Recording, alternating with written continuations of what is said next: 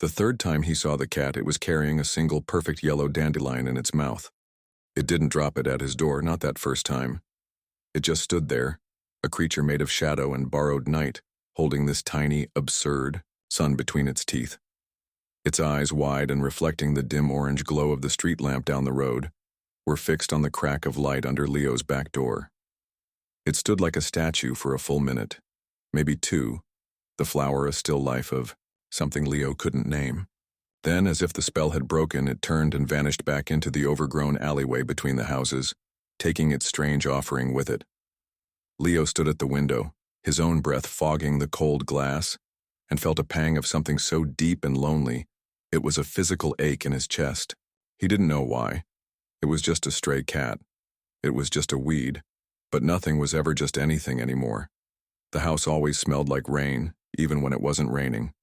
It was the scent of damp wool sweaters left on the radiator too long, of the cold, wet clay and the flower pots on the porch that hadn't held a living thing in over a year, of the air itself, which felt heavy and used up.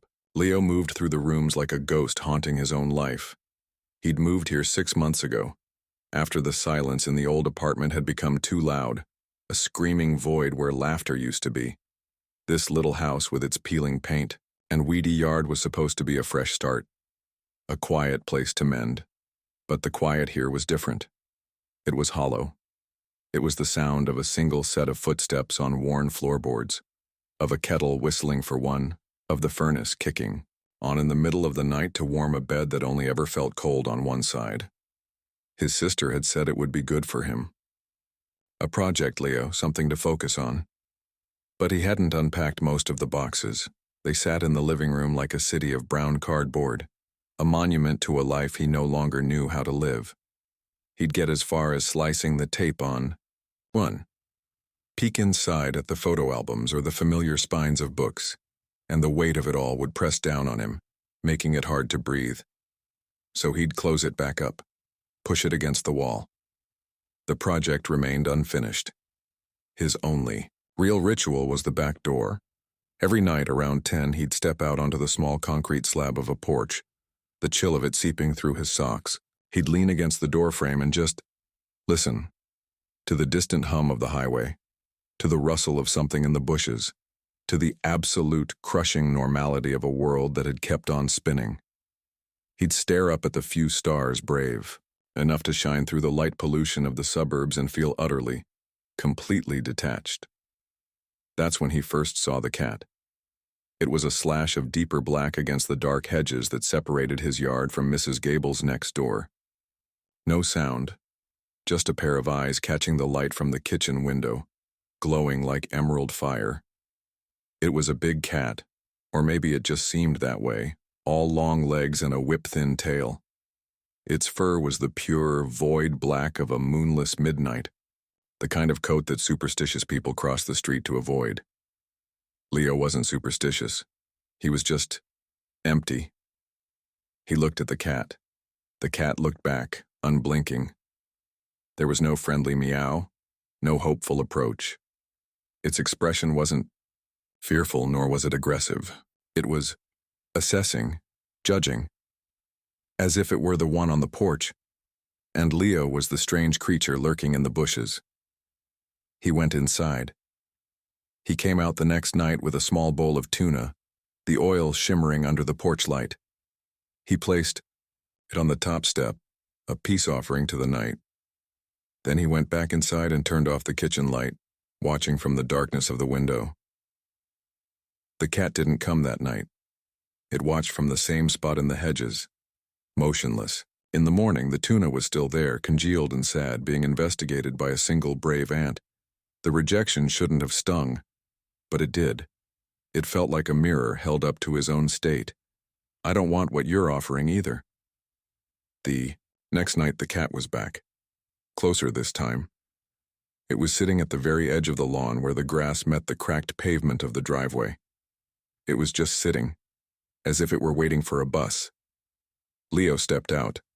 The cat didn't flee. It just watched him. Its head tilted slightly. Its ears, tall and sharp, twitched once, catching a sound Leo couldn't hear. He saw it then, the rough patchy spot on its shoulder, a place where the fur was matted and missing. A old wound, maybe from a fight or a close call with a car. This was no pampered house pet. This was a creature that knew survival. He didn't bring food this time. He just stood there, a man and a cat, 20 feet apart in the vast empty silence of the night, sharing a space without sharing a thing. After a few minutes, Leo gave a slow, awkward nod, as if concluding a business meeting, and went back inside. He didn't see the cat leave. Then came the third night. The dandelion. It changed something. It was such a bizarre, specific, gentle gesture. A predator, a creature of the night, holding something so fragile and bright. It didn't fit the narrative. Strays were supposed to scavenge for food, not for flowers. The image of it wouldn't leave him. He found himself looking out the window more often, scanning the yard for a glimpse of black fur. A week after the flower, he was in the grocery store, pushing his cart through the fluorescent brightness, feeling disconnected from the cheerful muzak and the bustling families. He found himself in the pet aisle. He stared at the bags of kibble, the cans of fancy wet food with pictures of happy, plump cats. He felt a flush of embarrassment. "What are you doing?" A voice in his head chided. "It's a feral animal. It doesn't want you to adopt it." But his hand moved on its own. He picked up a small bag of dry food, the kind with a picture of a sleek, black cat on the front that looked nothing like his grim visitor. He tossed it in the cart, hiding it under a bag of potatoes as if he were committing a crime. That night, he poured a small pile of the brown nuggets into a chipped ceramic bowl he'd found in one of the still unpacked boxes. It felt more dignified than a tin plate. He placed it on the top step just as the last of the sun bled away behind the houses. He didn't wait to watch. He went inside, closed the door, and tried to read a book, his attention entirely on the window. An hour passed. Nothing. He was about to give up, feeling foolish, when he saw a shift in the darkness. The cat emerged from its usual spot, but it didn't go to the food. It walked right up to the door and sat, facing it. Then it did, something Leo had never seen it do before. It lifted a paw, and with a delicacy that was shocking for a creature that looked so rough, it scratched once, softly, at the base of the door. Not a demand. Not a sharp, desperate clawing. It was a whisper. A tap. Like a neighbor politely knocking. "I'm here." Leo's heart hammered against his ribs. He held his breath. The cat didn't scratch again. It just sat, waiting, as if it knew he was on the other side. As if this was the arrangement now. This was the beginning of their strange, silent conversation. He didn't open the door. He was afraid to break the spell. He just sank to the floor, his back against the wood, and listened to the sound of the cat's quiet breathing on the other side. For the first time in a very, very long time, Leo did not feel entirely alone in the house. The hollow quiet had been filled, just a little, by the presence of another lonely soul. Something had begun. The knocking didn't happen again, not for a while. But the cat came back. Every single night. Leo's life, which had felt like a record skipping on the same sad, scratched note, suddenly had a new rhythm, a punctuation mark in the long, empty sentence of his days. He'd find himself watching the clock in the late afternoon, a low, quiet anticipation humming in his veins. The day's purpose had narrowed, distilled itself down to this one thing, the 10 o'clock feeding.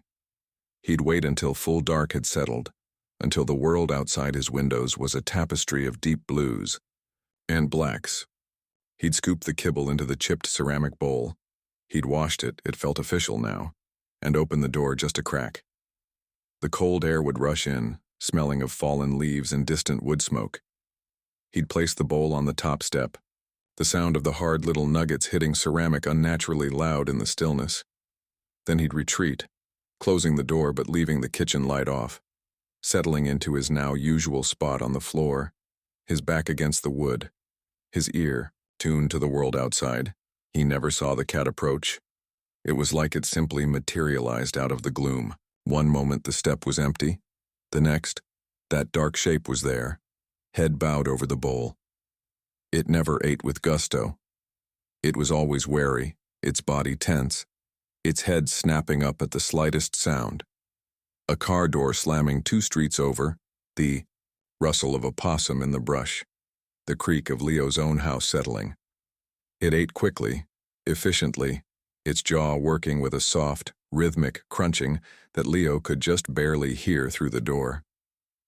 It was the sound of survival, not enjoyment. After a few nights of this, Leo started talking. It began as a mutter, just a way to break the silence of his own vigil. "Cold out there tonight, buddy," he'd whisper to the door. Or, "Hope the food's all right. It's the cheap stuff.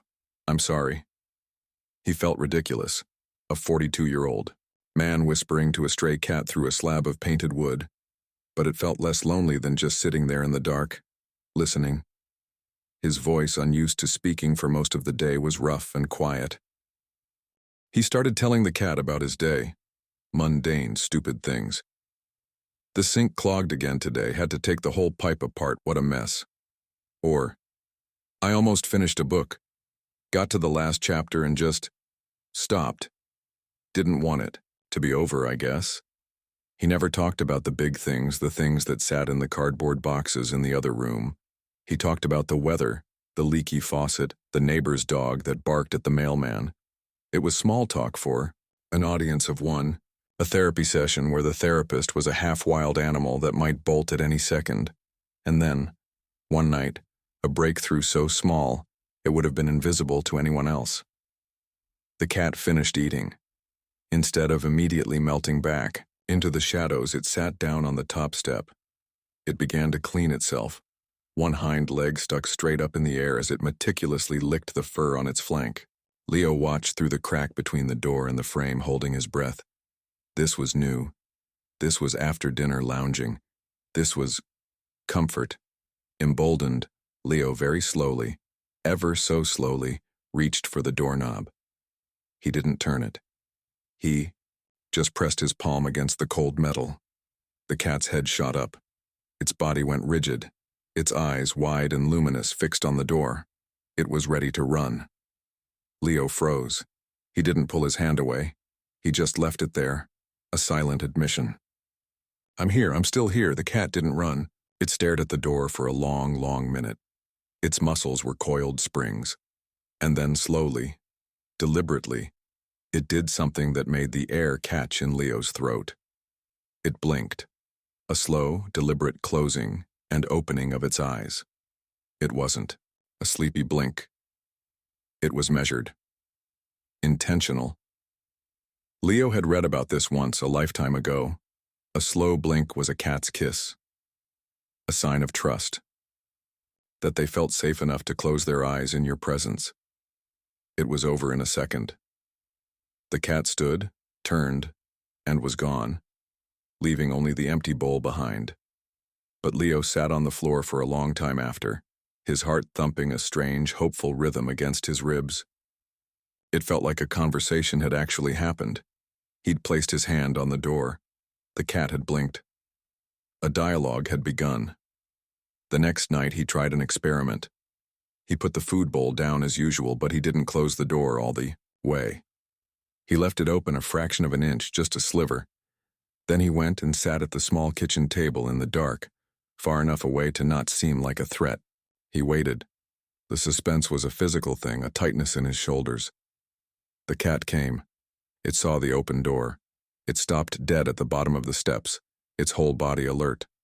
It looked at the food, then at the dark slash of the open doorway, then back at the food.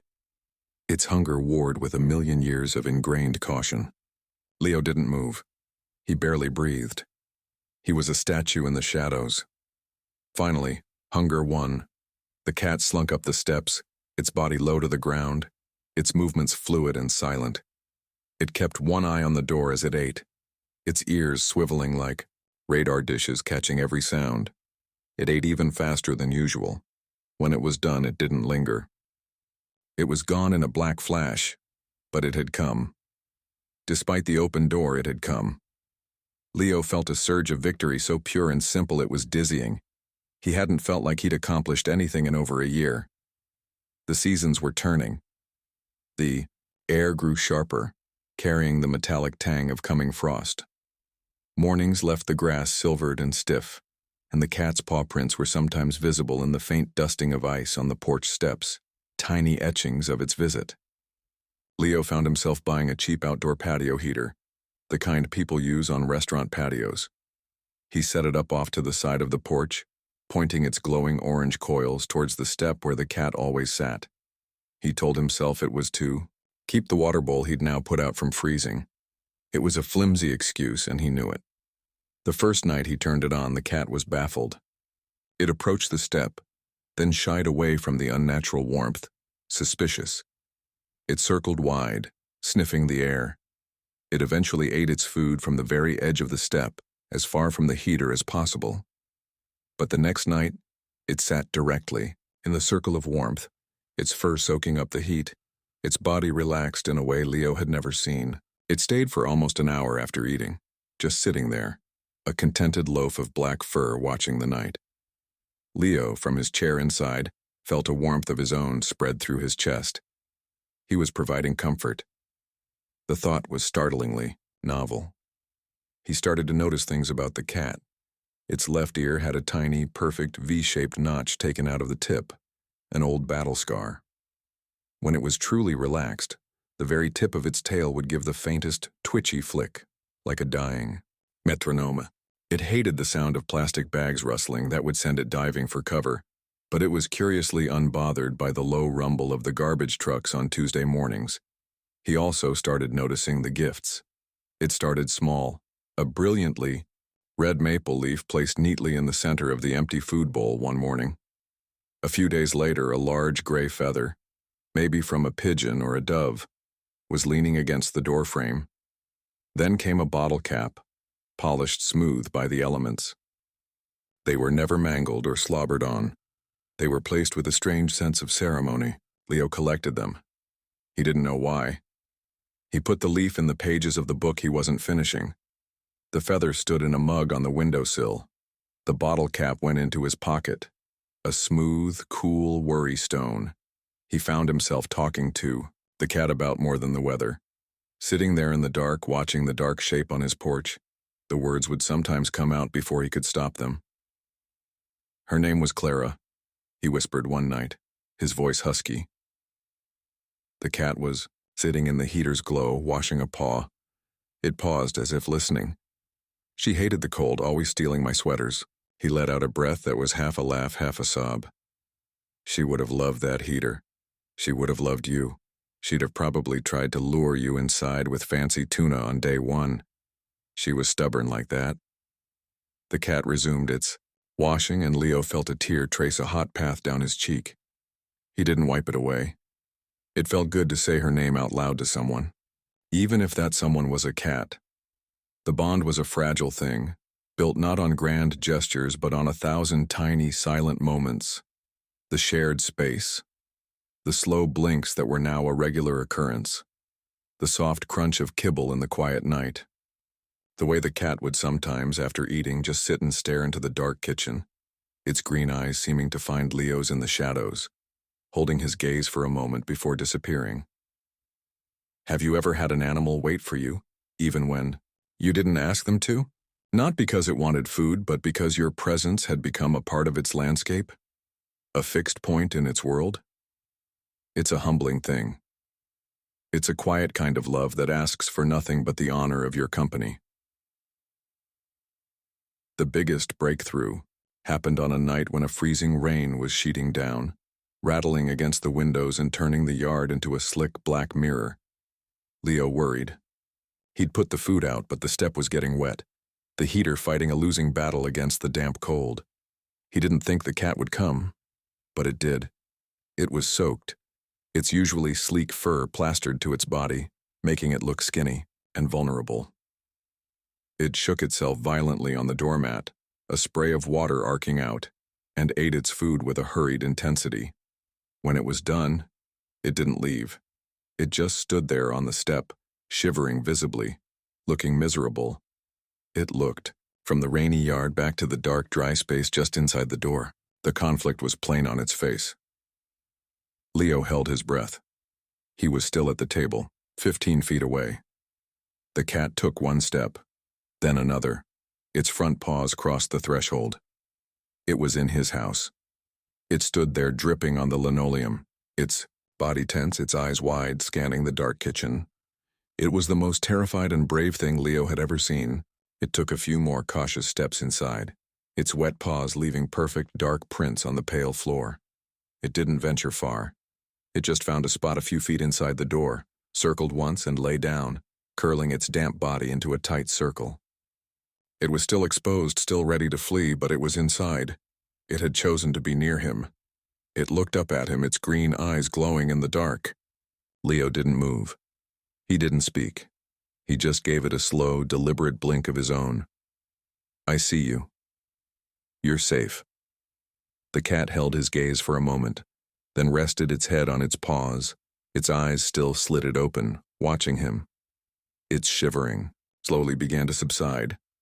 The sound of the rain outside was now a backdrop to this incredible silent moment. The space between them, once a vast and uncrossable gulf, had been closed. Not all the way, but enough. The trust was no longer just a theory whispered through a door.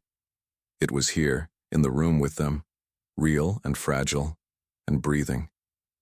The cat didn't stay the night. Maybe 20 minutes after it had crossed the threshold, after its fur had dried into soft, spiky tufts, and its breathing had settled into the slow, deep rhythm of true rest, its head snapped up. Its ears, which had been relaxed and slightly sideways, swiveled forward, pinpointing a sound in the night that Leo couldn't hope to hear. It was on its feet in one fluid motion, no longer a sleepy guest, but a creature of instant, coiled alertness. It didn't look at Leo. Its entire being was focused on the open crack of the door, on the darkness beyond. Without a sound, it slipped, back out into the freezing rain, vanishing as completely as if it had never been there at all. All that was left were the faint, drying paw prints on the linoleum. Leo felt the loss of its presence like a sudden drop in air pressure. The kitchen, which had felt so warm and full just moments before, was just a kitchen again. Empty, quiet. The hum of the refrigerator seemed louder, more lonely. He got up and slowly closed the door, his hand lingering on the knob. He looked down at the smudged evidence of the cat's visit. He didn't clean them up. They felt sacred, a testament. After that night, a new unspoken rule was established.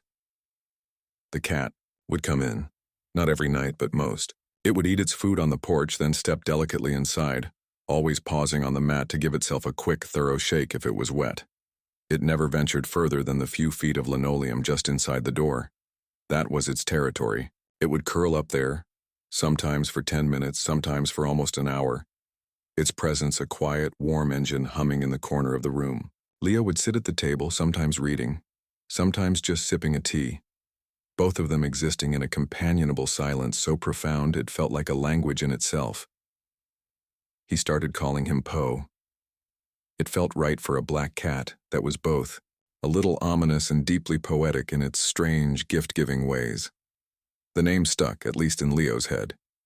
He never said it out loud. The gifts continued, but they changed. They became less whimsical.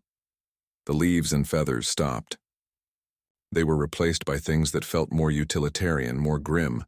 A twisted piece of copper wire, one end sharp and frayed, a soaked, mangled cigarette butt, a single, small, white button. One morning, Leo found a shard of milky blue sea glass, its edges worn smooth by time and water, placed dead center on the food bowl. It was beautiful, but it felt sad, like a relic from a forgotten shipwreck. And then there were the absences. It started with a single night. Poe didn't show up for his meal. Leo waited until midnight, his anxiety a tight knot in his stomach. He went out twice to check if the food was gone, shining a flashlight into the bowl, the kibble untouched, beading with moisture from the damp air. His mind raced with terrible possibilities.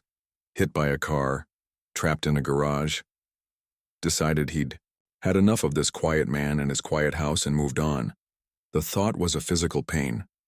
Leo slept fitfully, getting up to check the door every hour, his heart sinking each time he saw the full bowl. But the next night, just after 10, Poe was there.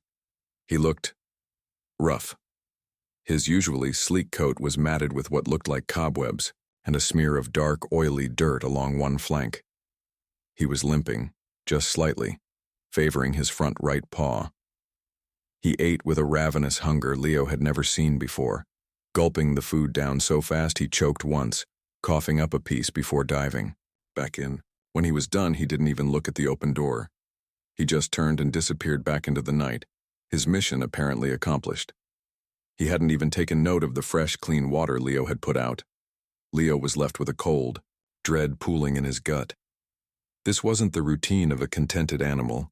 This was the behavior of something with a double life, something that was surviving, not just living. The pattern repeated. 2, sometimes 3 nights of normalcy. Poe would show up, eat, come inside for a short while, and leave. Then, a night of absence. And when he returned from these disappearances, he was always different. Worn down, a little more battered.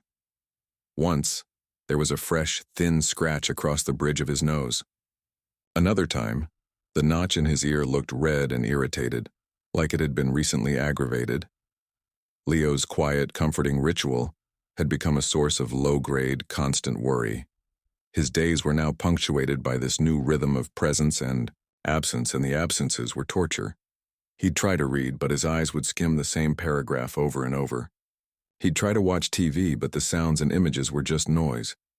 All his focus was tuned to the back door, to the empty step beyond. The hollow quiet of the house was back, but now it was filled with a different kind of silence. The silence of waiting for a sound that didn't come. He started obsessing. Where did he go? What was he doing? Was there another person feeding him? Was he part of some feral colony getting into fights for territory?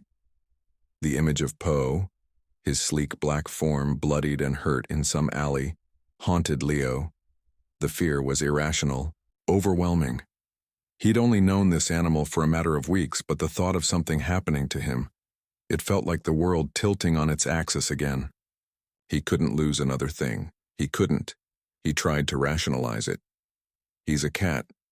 This is what they do. They're independent. They have secrets. But it didn't help. The bond they'd formed felt real, and real bonds came with real fear. One afternoon, driven by a need to do something, he went to the local pet store. He bought a ridiculously expensive, top-of-the-line self-refilling water fountain. He bought a soft, plush bed, a deep navy blue that would look handsome with Poe's fur. He bought premium grain-free wet food in little pouches, the kind with pictures of healthy, happy cats on the front. He was trying to buy loyalty. He was trying to build a heaven so comfortable on his porch that Poe would never want to leave, never feel the need to go wherever it was he went, and come back looking so tired. He set it all up that evening, arranging the new bed next to the heater, filling the fountain so it burbled softly, a little stream of water circulating endlessly. It looked like a 5-star hotel for a feline guest. He felt a flicker of hope. Poe showed up on time. He investigated the new setup with deep suspicion. He sniffed the fountain for a full minute, jumped back when the water moved, then approached again. He ignored the plush bed entirely, choosing to sit on the cold concrete next to it.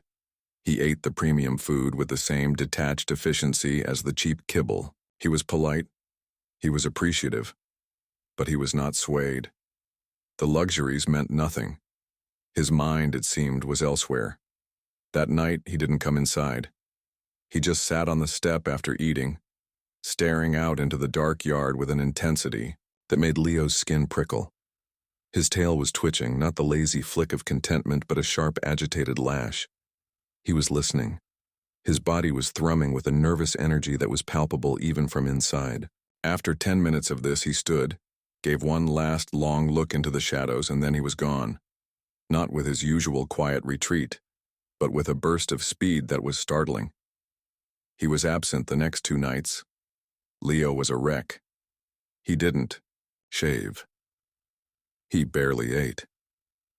The unopened boxes in the living room seemed to mock him, symbols of another life he'd failed to maintain. He'd finally built a connection, something good and simple, and now it was slipping away, shrouded in mystery. The not knowing was the worst part. The imagination is a cruel and inventive torturer. On the third evening, as a thick, soupy fog rolled in off the river, muffling the world in gray, Leo couldn't take it anymore. He was standing at the kitchen window, staring out at nothing when he saw her. Mrs. Gable, his next-door neighbor, was in her backyard, struggling to drag her garbage bins back from the curb. She was a small, bird-like woman in her 70s, with a puff of white hair and glasses on a chain around her neck. They'd exchanged maybe 3 words since he'd moved in. An idea, desperate and crazy, formed in his mind. Maybe she'd seen something. Maybe she knew something about the neighborhood cats. He pulled on a jacket and walked out his front door, cutting across the dew-soaked lawn that separated their properties. Mrs. Gable looked up, startled, as he approached. "Leo, right?" she said, wiping her hands on her apron. "Everything all right?" "Hi, Mrs. Gable. Yeah, fine. I had a weird question." He felt foolish. Have you seen a black cat around here? A big one, all black, with a nick in his ear?"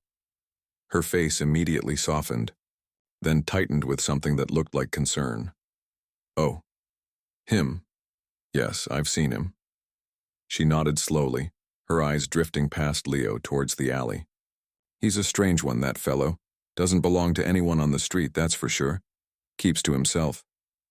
Does he come around here often?" Leo asked, his heart starting to beat a little faster. "Here?" She shook her head. "No, not really. I put food out for the tabbies that live under my shed, but he never touches it. He's not interested." She leaned in a little, lowering her voice conspiratorially. "But I see him. Every few days, like clockwork.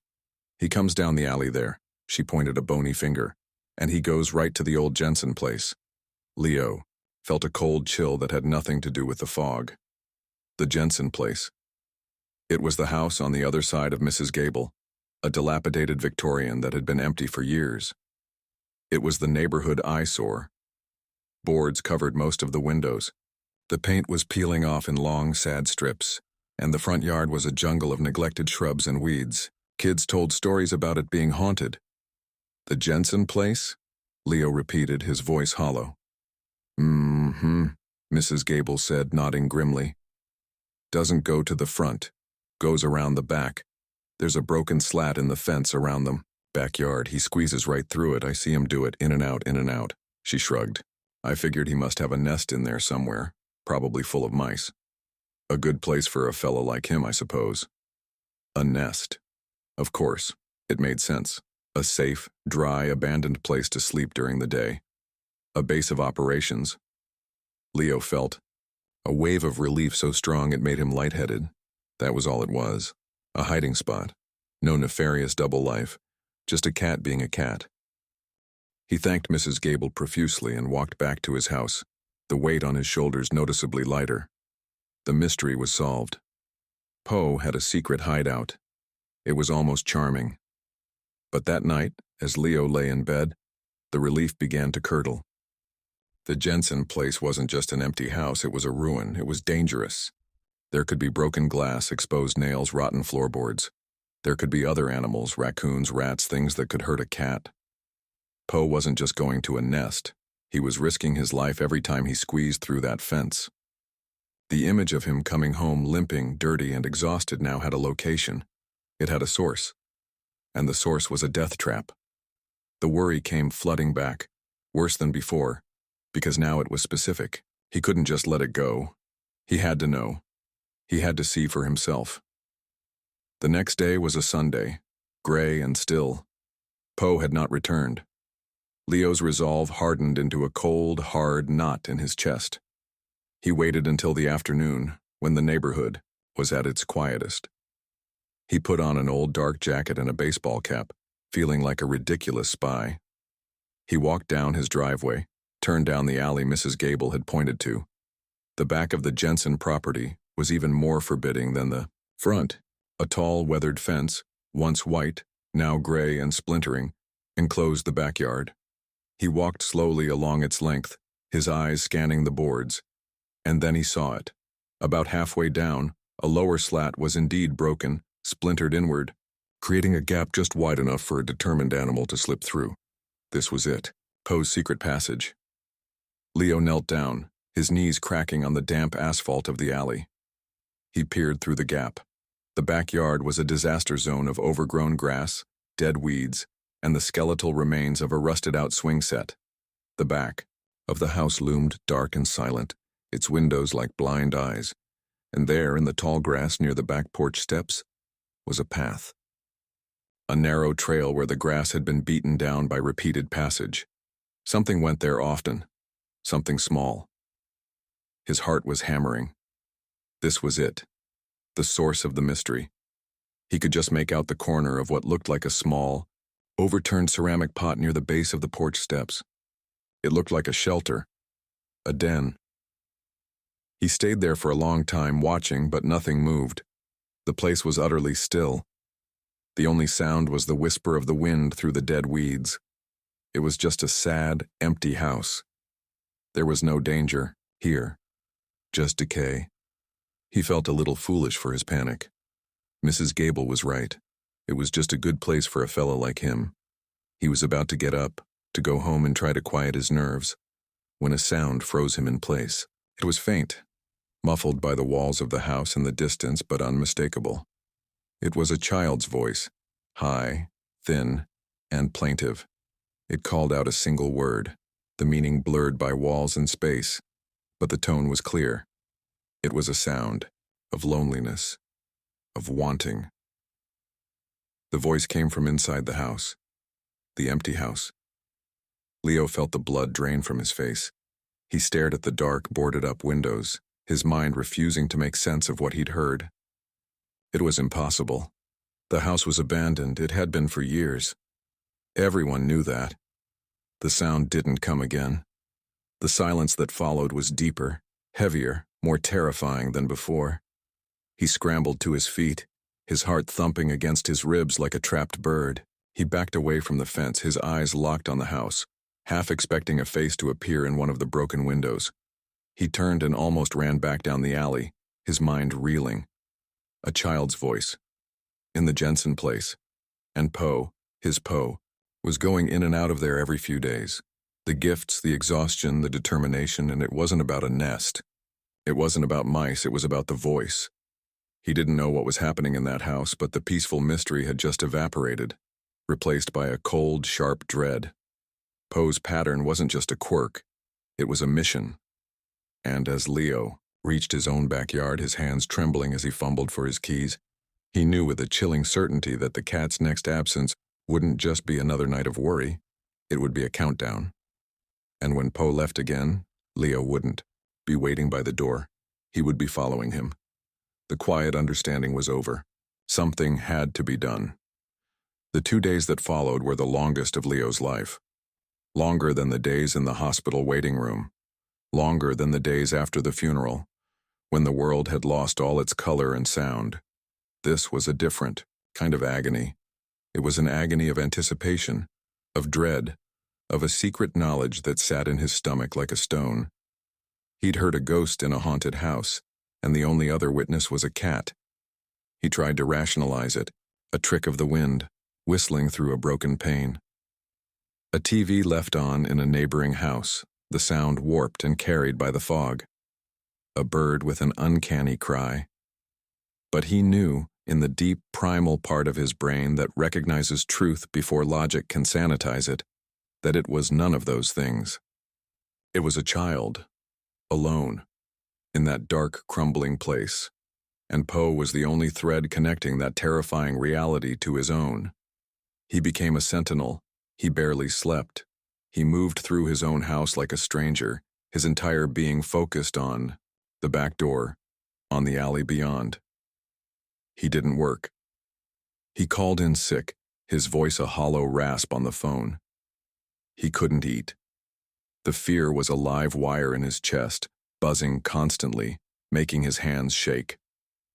He'd pace from the kitchen window to the back door and back again, a caged animal tracing the same hopeless path.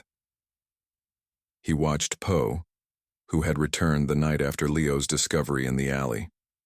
The cat was a mess. His black fur was matted with a substance that looked like ash, and he was limping more noticeably, a stiffness in his right shoulder. He ate his food with a frantic, desperate energy, barely chewing, his body vibrating with tension. He didn't come inside. He didn't even sit down. He ate, drank deeply from the water fountain, and then stood on the porch, his entire body pointed toward the alley, his tail lashing. He was a soldier refueling before returning to the front lines. Leo watched him from the darkness of the kitchen, his heart breaking. This wasn't a secret hideout. This was a battlefield, and Poe was coming home wounded. "Where are you going?" Leo whispered to the glass of the door, his breath fogging a small circle. "What's in there, buddy? What are you doing?" Poe, of course, didn't answer. He finished his water, gave one last tense shake of his body, and then launched himself off the porch, disappearing into the shadows with a single-minded purpose that left no room for doubt. He was going back to the Jensen place. Leo's hand was on the doorknob. This was it, the moment to follow, but a paralyzing fear seized him. What if he was wrong? What if he confronted some squatter, some dangerous person, and made everything worse? What if the sound was nothing and he was just a grieving, lonely man finally losing his grip on reality, chasing a cat into a condemned building? The humiliation, the shame of that possibility, felt almost as terrifying as the alternative. He stood there frozen, his forehead pressed against the cool wood of the door, wrestling with himself. The image of Poe's tired, dirty face flashed in his mind.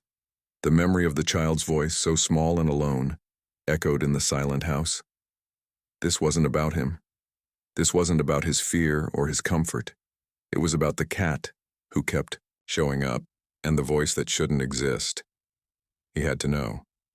He threw on his dark jacket, shoved a heavy-duty flashlight into the pocket, and left the house, locking the door behind him out of a habit that felt absurdly normal.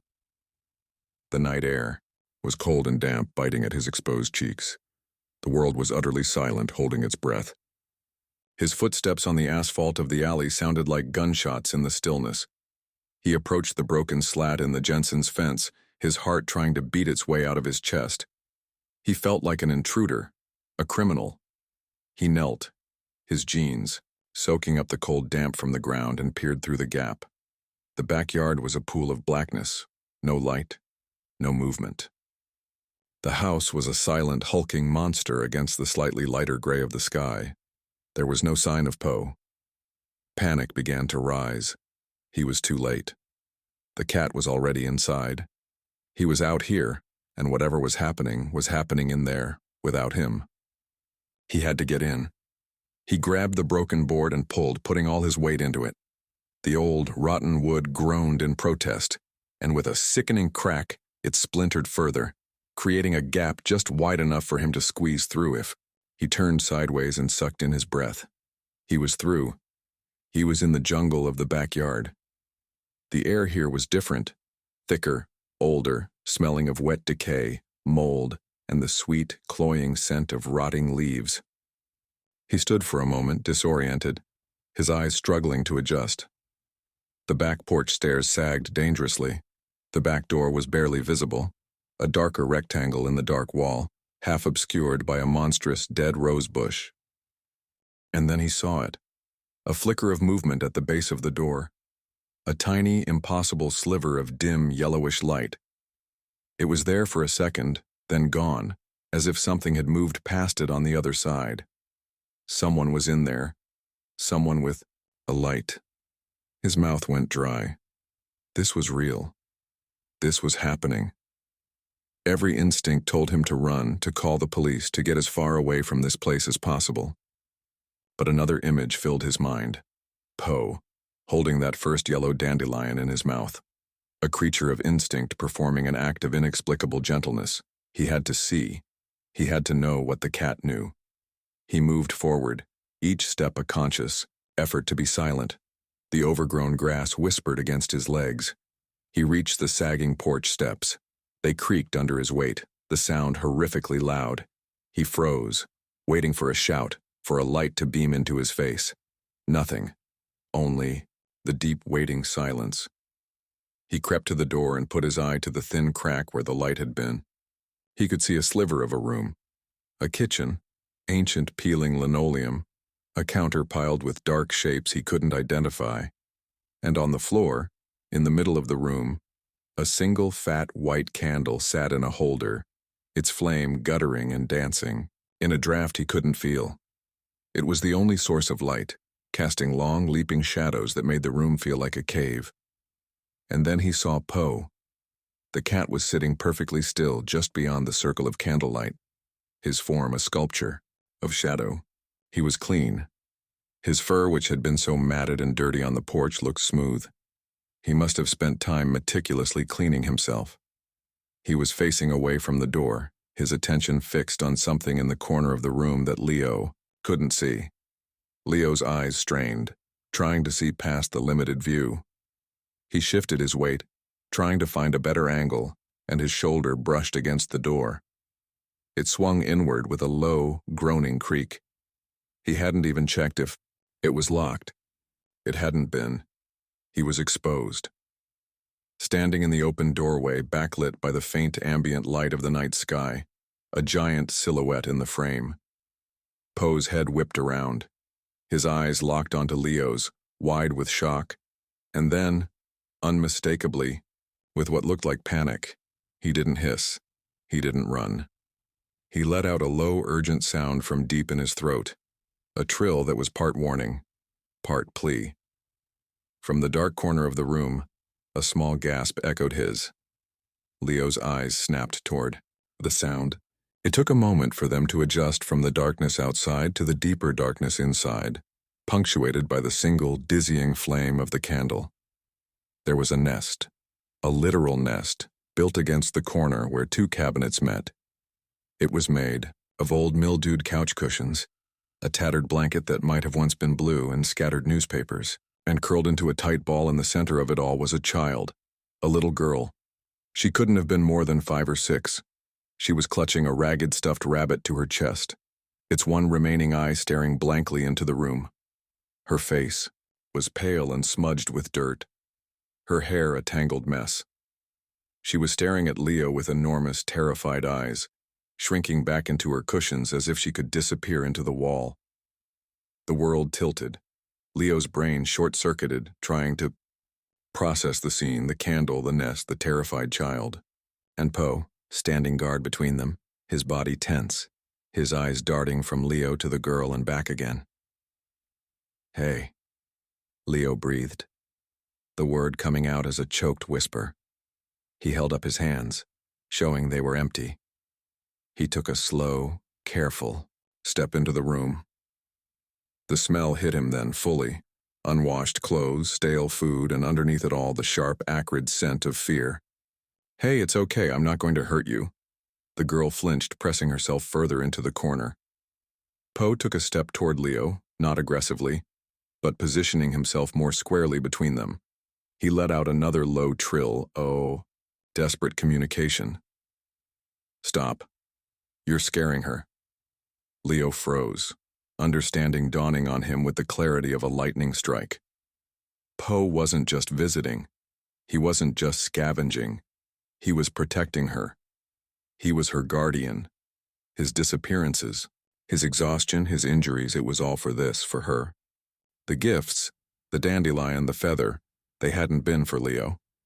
They had been offerings for this little girl, left behind because he couldn't stay, because he had another more important duty to attend to. Leo's porch had just been a pit stop, a refueling station. This was his purpose. "I'm a friend," Leo said, his voice soft, straining to keep the tremor of shock out of it. He slowly lowered himself to his knees, making himself smaller, less threatening. The cold from the filthy floor seeped through his jeans. "I'm Poe's friend." He gestured weakly toward the cat. At the sound of the name, the girl's eyes flickered down to Poe. The cat turned his head to look at her, and in the flickering candlelight Leo saw it. A slow, deliberate blink, the same blink he'd given Leo on the porch a lifetime ago. A signal. It's okay. I know him. The girl looked from the cat back to Leo, some of the rigid terror in her small body easing, just a fraction. Her grip on the rabbit loosened slightly. Is he yours? Leo asked gently, nodding toward Poe.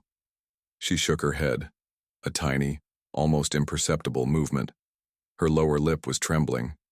Does he visit you? She nodded this time, her eyes welling with tears. She was so small, so achingly vulnerable in this terrible place. The reality of the situation crashed down on Leo. The cold, the filth, the solitary candle for light and likely heat. How long had she been here? Where were her parents? My name's Leo, he said, keeping his voice a soft, steady murmur. What's your name, sweetheart? She just stared at him, the tears now spilling over and tracing clean paths through the dirt on her cheeks. She was too scared to speak. Poe solved the impasse. He turned away from Leo, walked the few steps to the nest, and butted his head firmly against the girl's knee. It was the same gesture Leo had dreamed of for weeks, the ultimate sign of trust and affection. The girl's small hand uncurled from the rabbit and buried itself in the fur on Poe's head, scratching behind his ears. The cat began to purr, a sound that was shockingly loud in the silent, cavernous room. It wasn't a contented purr. It was a deep, rumbling engine of reassurance, a vibration meant to calm, to soothe, to say, I am here. You are safe. It was the most profound thing Leo had ever witnessed. This animal, this creature everyone else would have crossed the street to avoid, was administering pure, unadulterated comfort in the face of utter desolation. Do you think animals know when we're at our lowest? Not in some abstract way, not as a general concept, but do they know? In their bones? In their blood? Do they recognize the specific silent frequency of utter despair? Leo looked at this little girl, and he looked at this cat, and he had his answer. They know, of course they know, and sometimes they are the only ones who show up. You must be very brave, Leo whispered, his own vision blurring with tears. And you must be very hungry. Poe tells me you like his gifts. The girl looked down at the cat, then back at Leo. And then she did something that shattered Leo's heart into a million pieces. She pointed a small, grimy finger to the edge of her nest. There, arranged with painstaking care, was a collection of Poe's treasures. The white button, the piece of sea glass, a few shiny bottle caps, a bright red candy wrapper, neatly folded, a small, white feather. It was a museum of small wonders, a gallery of hope curated by a black cat. This was where they had all gone. Not to Leo's bowl, here, to her. Leo could no longer hold back his tears. They streamed down his face freely, hot and silent. He wasn't just crying for this little girl alone in the dark. He was crying for Poe, for his relentless, weary devotion. He was crying for the sheer, impossible beauty of it all, found in the most terrible of places. He finally saw what the cat had been trying to tell him all along. It wasn't a request for help for himself. It was a silent scream for help for her. Every visit to Leo's porch, every meal gulped down, every weary return to this house, it was all for this. He had been sustaining the guardian so the guardian could sustain the child. Poe looked up from the girl's hand and turned his green eyes on Leo. He held his gaze for a long moment, his purr still rumbling through the room. Then he gave one slow, deliberate blink. The message was as clear as if he'd spoken it. She is the reason. Now you know. The rest of that night was a blur of soft voices and flashing red and blue lights that painted the crumbling walls of the kitchen in surreal, pulsing strokes. Leo stayed on his knees, not moving, not wanting to break the fragile spell of trust. He talked to the little girl in a low, steady murmur, a monologue about nothing, about the weather, about Poe's favorite spot on the porch, about the silly-looking birds that visited his feeder. He was building a bridge of normalcy across an abyss of the unimaginable. Her name was Lily. She whispered it to him almost an hour later, her voice a tiny, rusted hinge of sound. after a female paramedic with a kind face and a gentle touch had arrived and offered her a foil blanket that crinkled like thunder in the silent room. Lily had flinched at the sound, burrowing deeper into her nest until Poe, with an air of immense dignity, had stepped onto the cushion beside her, circled once, and laid his body along the length of her side, his purr switching back on like a generator. The paramedic's eyes had widened in shock, but she'd had the wisdom to not say a word, to just slowly continue her work, her movements calm and predictable. Leo gave his statement to a police officer whose expression moved from professional skepticism to grim, heart-sickened understanding as he took in the scene. The single candle, the nest of rags, the collection of trinkets, the fiercely protective cat. They found empty cans of beans and soup in a cupboard opened with a crude, dangerous-looking can opener Lily must have used. They found empty water bottles. They found a small, dirty backpack containing a few items of clothing. There was no sign of any adult. The story, pieced together in fragments from Lily's whispers and the eventual discovery of a social worker's file, was a common and devastating one. A mother who'd slipped through the cracks, a child who'd learned to be invisible, a desperate bid for survival in the only shelter she could find. Through it all, Poe never left her side. He was a black, silent sentinel. When they finally had to move her, to wrap her in a clean blanket and carry her out to the waiting ambulance, he followed right at the paramedic's heels, his tail held high. He jumped into the ambulance after her and settled on the gurney beside, her feet as if it were the most natural thing in the world. The paramedic looked at Leo, a question in her eyes. "He's with her," Leo said, his voice firm, leaving no room for argument. "He goes where she goes." The social worker, a tired-looking man with compassionate eyes, nodded. "It's okay for now. We'll figure it out." Leo gave them his number. He watched the ambulance doors close, its lights cutting off as it drove away silently into the night, taking the two most important beings in his world with it. He stood alone in the alley, the sudden silence roaring in his ears. The adrenaline drained from his body, leaving him hollow and shaking. He walked back to his empty, quiet house. The chipped ceramic bowl was still on the step. The plush bed was still unused. The silence he had once found so oppressive now felt different. It wasn't empty anymore. It was waiting. The next few days were a strange, suspended animation.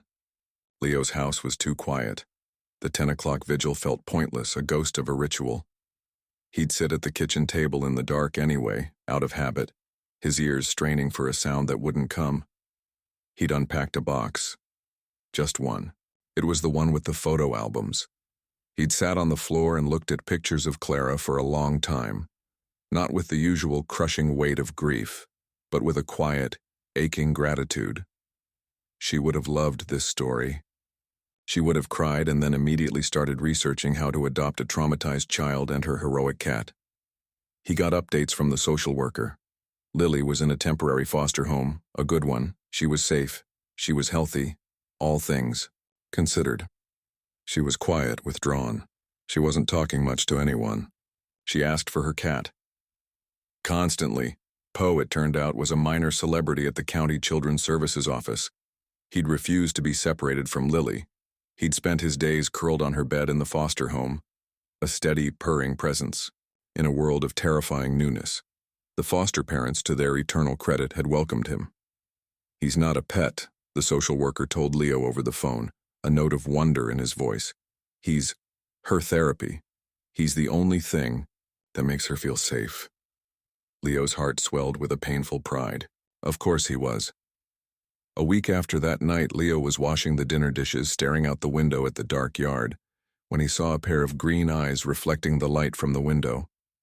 His heart leaped into his throat. He dropped the plate, not caring about the clatter, and yanked the door open. Poe was sitting on the top step right in his spot.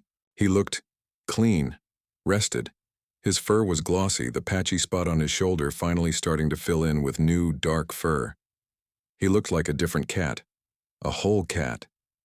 "Hey, buddy," Leo breathed, his voice thick with emotion. He sank to his knees on the cold porch. "Hey, you." Poe looked at him, gave a slow, familiar blink, and then trotted inside as if he'd only been gone for an hour. He walked into the kitchen, sniffed his food bowl, and then jumped up onto the kitchen table, sitting primly as if to say, "Well?" Leo laughed. A real, genuine laugh that felt foreign and wonderful in his chest. He fed him. Poe ate with a relaxed leisure he'd never displayed before, taking his time. When he was done, he didn't run off. He jumped down, wound himself figure-8 patterns around Leo's legs, and then hopped onto the couch, curling up in a patch of moonlight. He was home. He came and went after that, but the pattern was different. His disappearances were no longer mysterious, grim missions. He was visiting Lily. The social worker had arranged it. A few times a week, Leo would get a text. "Can Poe come for a visit?" He'd put Poe in a carrier, a new one he'd bought, and drive him to the foster home. He'd never gone inside. He'd just hand the carrier to a smiling woman at the door and hear from inside the house a small, happy cry of, "Poe!" It was enough. The seasons turned in earnest. The first real snow fell, dusting the world in a clean, silent white. Leo's house was different. Most of the boxes were unpacked. The photos were on the walls. The smell of rain had been replaced by the smell of coffee and, often, the simple, good smell of a home-cooked meal. The hollow quiet was gone. It was just quiet. A peaceful quiet. He was building a bookcase one afternoon, the radio playing, softly when a car pulled into his driveway. He looked out the window. It was the social worker's car. His breath hitched. This was it. An official visit. He'd been through the interviews, the home studies, the endless paperwork. He'd laid his entire life bare for a committee of strangers to judge his worthiness. He'd told them about Clara. He'd told them about the silence. He'd told them, most of all, about a black cat and a little girl, and the night a family found each other in the dark. He opened the door, his hands trembling slightly. The social worker stood there, but he wasn't alone. Lily stood beside him, bundled in a bright pink puffer coat, a matching hat pulled down over her ears. She was holding a new, clean version of her stuffed rabbit, and sitting at her feet, wearing a ridiculous little blue harness and leash, was Poe. He looked up at Leo and meowed, a short, imperious sound that clearly meant, "Well, we're here. Are you going to let us in?" "Hi, Leo," the social worker said, a small smile playing on his lips. "There's someone who'd like to see your porch heater." Leo's vision swam. He knelt down, bringing himself to Lily's eye level. "Hi, Lily," he said, his voice barely a whisper. She looked at him, then down at Poe. The cat butted his head against her knee. She looked back at Leo, and a tiny, shy smile touched the corners of her mouth. It was the first time he'd ever seen her smile.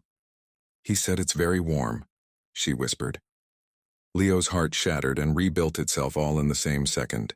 He nodded, unable to speak. He moved aside, holding the door open wide. Lily walked in, her eyes wide, taking in the living room, the half-built bookcase, the photos on the wall. Poe marched in after her, as if giving her a tour. He led her straight to the couch, jumped up and settled himself on a cushion, looking at her expectantly. She climbed up next to him, snuggling into his side. The social worker and Leo stood in the kitchen watching them. "The foster placement is temporary," the social worker said quietly. "The goal is permanency, a forever home. She has no other family." Leo just nodded, his eyes fixed on the little girl and her cat on his couch. On their couch. "She drew a picture for you," the social worker said, handing Leo a piece of paper. It was a crayon drawing. In the center was a little stick figure girl with yellow hair. Next to her was a large black scribble with 2 green dots for eyes. And next to that was a taller stick figure with a kind smile. And above them all, a brilliant yellow sun. And, scattered around their feet, little colorful shapes. Buttons, feathers, a bright yellow dandelion. It was a museum of small wonders. It was a family portrait. The final official word came on a bright, cold morning in early spring. Leo was in the backyard, filling a bird feeder when he saw a flutter of movement from the alley. Poe often came and went that way, but this was different. Poe emerged, but he wasn't alone. A small tortoiseshell kitten, impossibly tiny and stumbling on unsteady legs, followed behind him. And then another. And another. Poe led them across the lawn with the air of a proud foreman, herding them toward the porch where a bowl of food and water waited. Leo stared, dumbfounded. A family. He'd brought home a family. He rushed inside to get Lily, who was coloring at the kitchen table, her legs swinging contentedly under her chair. "Come look," he said, taking her hand. They stood at the back door together, watching as Poe supervised the 3 kittens investigating their new world. One was batting at a blade of grass. Another was trying to climb into the food bowl. The third was attempting to pounce on Poe's tail. Poe endured it with a patience Leo had never seen in him before. He looked up and saw them watching from the door. He gave a slow blink, then turned his attention back to his charges. Lily's hand tightened in Leo's. "He found them," she said, her voice full of wonder. It was no longer a whisper. It was a clear, bright bell of a sound. "He did," Leo said, his throat tight. He looked down at his daughter, and then back at the cat who had saved her and who was now, it seemed, dedicated to saving everything else. He thought about the black cat nobody wanted, the omen of bad luck, the creature to be avoided. He had brought a lost man out of the darkness. He had stood guard over a lost child. He had filled a hollow house with a family.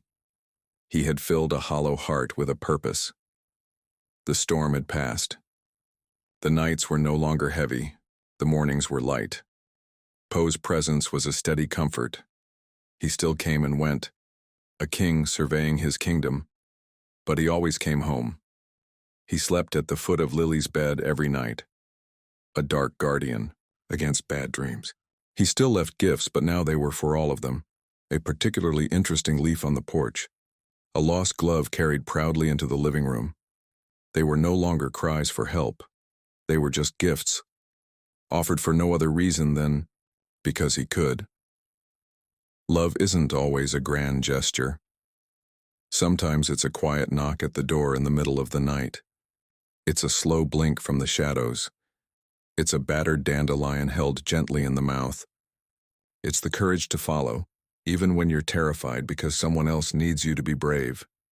It's trust, earned not in words, but in 1,000 small, silent moments. It's understanding that sometimes the most broken things, a man, a child, a cat, can come together and make something whole, something stronger and more beautiful than any of them could have ever been alone. You stayed till the end. Thank you. If it felt like a soft hug or a warm purr in your heart, subscribing lets me bring you more moments like this.